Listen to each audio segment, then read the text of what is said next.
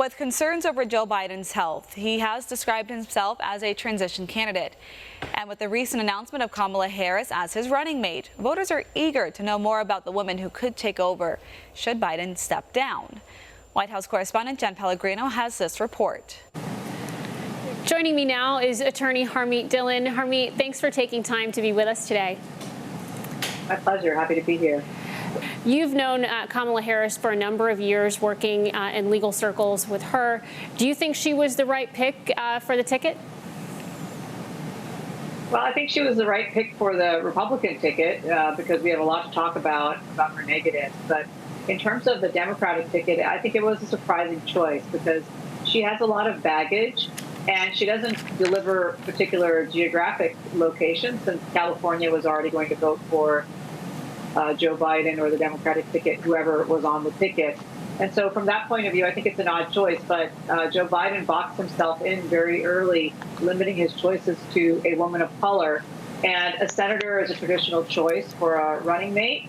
And so I think he had some fairly limited choices, and he selected from that. I think the Democrats are going to come to regret this choice. You mentioned a lot of baggage. I want to dig into that a little bit. What do you think are some of the things that perhaps the Democrats are trying to hide or they don't want voters to know about Kamala Harris?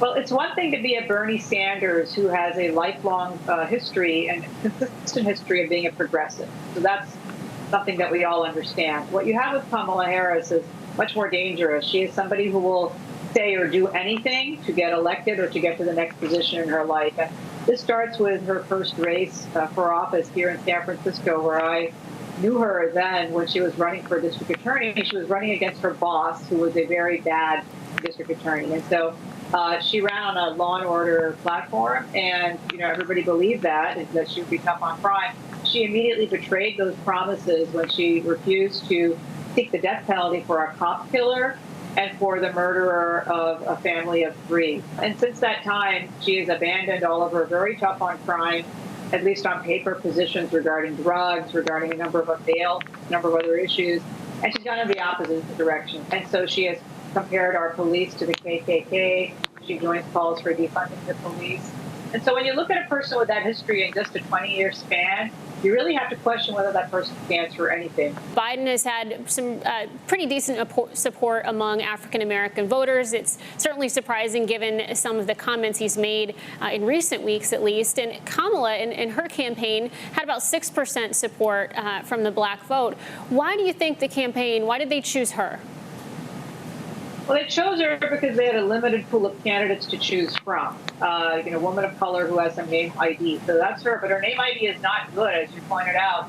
She trailed 12 other candidates in the presidential primary, doing really very poorly and dropping out before she got humiliated in her home state of California with a poor showing. She has probably thrown more African-American young men in prison than any other prosecutor in recent California history, starting in San Francisco and then as the Attorney General. She's had a very poor record in criminal justice. Our president has a much better record on these issues than Kamala Harris does.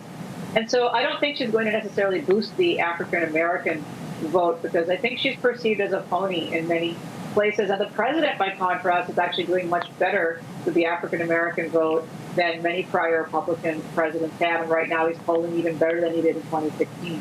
So that aspect, I think, is going to be a wash as well. Harmeet Dillon, really appreciate you taking time to be with us today.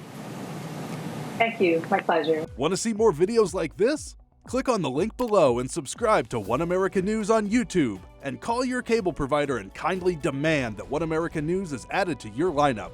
Call and subscribe today.